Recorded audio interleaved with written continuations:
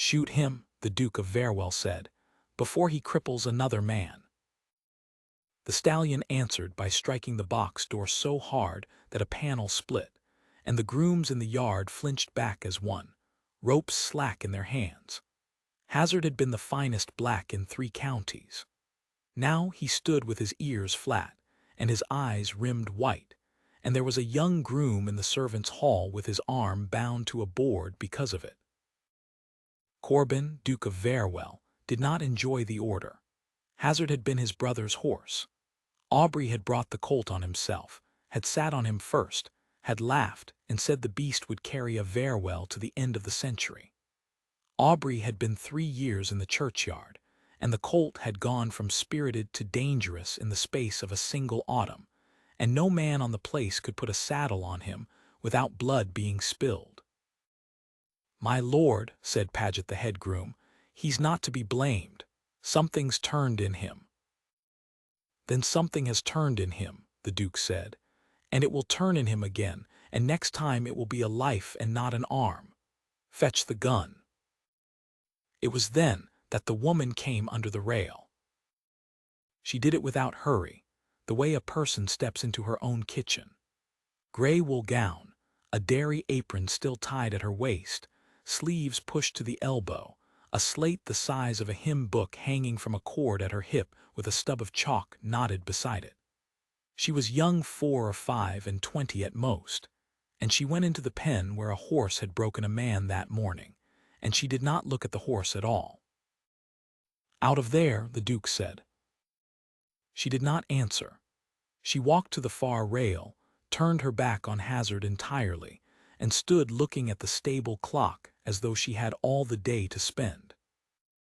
The Duke had commanded a regiment of men who obeyed him at a glance.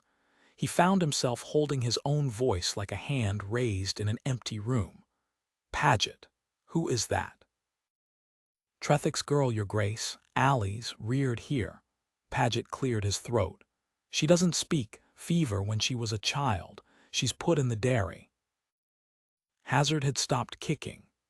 The stallion's head came around, one ear tipping forward at the still gray shape by the rail, and for the first time in a month he took a step that was not a threat. The Duke said nothing further. He watched. The woman let the horse come to her. She did not turn, did not reach, did not make the clucking and coaxing that grooms make. When Hazard's muzzle was a hand's breadth from her shoulder, she lifted a wisp of hay she had brought in with her. He had not even seen her carry it, and held it low and to one side, and waited. Hazard took the hay. He chewed twice. Then he flung the whole wisp out of his mouth with a jerk of his head and a sound like a groan, and struck the ground with a forefoot, and the woman's shoulders dropped as if something she had suspected for weeks had at last been proved. She turned. She wrote on the slate with quick, square letters, and held it up so that the Duke could read it across the pen. "His mouth, not his temper." "He is a killer," the Duke said. She rubbed the slate with her thumb and wrote again. "He chews on one side. He drops his hay. He strikes when a man comes at his left. He has been in pain since the October hunt." The Duke came to the rail. He was aware of 40 eyes on his back and did not care for once what any of them made of him. "How long have you watched him?" She held up 2 fingers. Then she added on the slate, "The dairy window looks on the paddock." 2 months. From a dairy window, over a churn, a woman nobody in his household had thought to consult had been keeping better record of his brother's horse than his head groom, his farrier, and himself. "Send for the horse surgeon," the Duke said, "and Paget, do not fetch the gun." The surgeon came at dusk with his lamp and his fine tools and a good deal of doubt, and it was the mute girl in the dairy apron who held the halter, standing at the shoulder with her hand flat against the black hide, breathing slow, until the horse let his head be handled. What came out of the flesh of Hazard's cheek was a splinter of blackthorn as long as a fingernail, driven in when the horse had gone through a hedge in October and grown over since. The surgeon set it in the Duke's palm, as though presenting a jewel. 2 more months and he'd have been past saving, your grace. Whoever told you where to look has a better eye than mine. The Duke looked past him at the woman. She was not attending to the praise. She was easing the halter off, and Hazard, who had broken a man that morning, had his head down against her apron like a hound at a hearth. "Miss Tretherick," the Duke said. She looked up, surprised, as if she had not heard the 2 words joined in that order for a long while. "You are wasted on butter," he said. "You will have the care of him. Tell Paget what you require and he will provide it." She wrote nothing. She simply inclined her head, and it was somehow more courteous than every bow he had received that week. He went in to his dinner, and ate almost none of it. The talk in the county took 9 days to sour. At first it was a marvel, the black devil of Verewell gentled, and then it was a curiosity, and then somebody in a drawing-room observed that it was a strange sort of skill that needed no words, and after that the word which was in the air like smoke, and could not be got out again. The Duke heard it first from his aunt. Lady Sybil Verewell had come for the harvest month, as she came every year, and she stirred her tea and said, "They are saying your dairymaid whispers to horses." Wexley's wife had it from her groom that she never speaks and never blinks, and that Hazard follows her like a familiar. "Hazard follows her because she took a thorn out of his face," the Duke said. "Wexley's wife may follow her too if she likes. It is a low bar." "Corbin." "She read him, aunt, for 2 months over a churn, while 11 men in my pay read nothing at all." He set down his cup. "There is no mystery, there is only attention. It is rare enough to look like magic to people who have never paid any." Lady Sybil considered him over the rim of her cup, with an expression he did not like at all. "How very warm you are about a dairymaid," she said. "You will come to the harvest ball on Thursday and be warm about somebody eligible, and I shall be satisfied." He had agreed to the ball months ago, in the way a man agrees to a tooth-drawing set far in the future. Verewell had not been lit for company since Aubrey died. The great room would be full of mothers and their daughters, and the county's appetite for a Duke of 6 and 30 with no heir, and he would stand at the head of it and be looked at, and want very much to be in the stable-yard instead. On the Wednesday he went down at first light, and found her in the loose box with a lantern, unpicking a knot out of Hazard's mane with her fingers, because a comb pulled. "There is a ball tomorrow," he said. She glanced at him and went on with the knot. Then, because he did not go away, she took up the slate. "May it be a fine night for you, your grace."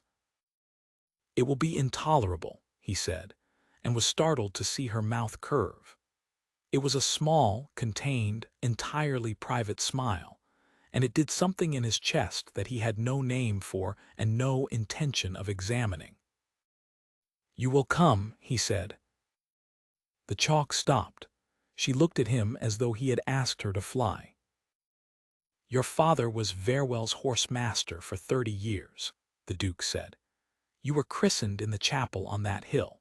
You have more claim to stand in that room than any woman traveling 40 miles to look me over. Mrs. Ainslow will find you a gown." She wrote slowly and turned the slate. "They will stare." "Yes," he said, "let them." She looked at the slate a moment, and rubbed the words out with her sleeve, and did not promise anything at all. She came. The Duke was at the head of the room with a wine he was not drinking when he saw the doors, and forgot the sentence he had been in the middle of. Mrs. Ainslow had found her a gown of dove silk, plain as a psalm, no lace, no jewels, her dark hair put up with a few strands loose at the temple, and the slate gone from her waist. She had it in a small reticule instead, which struck him as the bravest concealment he had ever seen. She did not come in on anybody's arm. There was no one to bring her in. She stepped just inside the door, found the place where two pillars made a shadow, and stood in it. For an hour, nobody spoke to her. He watched it happen from 40 feet away, while a baronet's wife described her daughter's watercolors. He watched women's fans lift and tilt toward the pillars. He watched a group of young men look and laugh and look away. He watched a footman offer her lemonade and watched her shake her head with a courtesy that no one in the room deserved. And he watched her fold her hands and stand quite straight and quite alone. And he understood slowly, and then all at once, like a wall going down, that he had brought her here and left her there, and that the difference between her situation and his was one word from him. He set down the glass. The room noticed him crossing it. Rooms always noticed him. That was the tiresome part of his life, and for once, the useful part. Conversation thinned as he came. He heard his aunt say his name in a warning tone and went on past her, and he stopped in front of the pillars and bowed as low as he would have bowed to a princess. "Why does a lady so lovely stand alone?" the Duke asked. Her eyes came up. There was color in her face and something in it that was not quite composure, and she did not reach for the slate.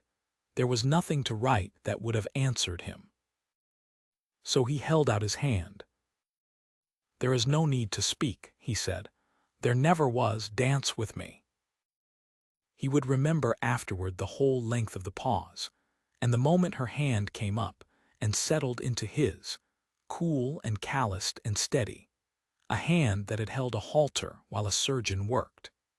He drew her out of the shadow of the pillars into the light of the chandeliers, and the room fell away into a hush so complete that he heard the candles. She danced well. Of course she did. She had a horsewoman's ear for a beat. He led her through the whole of it under 300 watching eyes, and somewhere in the second figure she stopped being frightened, and somewhere in the third she was almost laughing, and when the music ended, he did not release her hand at once. "Well," said a voice at his elbow, "your grace is bold, dancing with the county's little witch."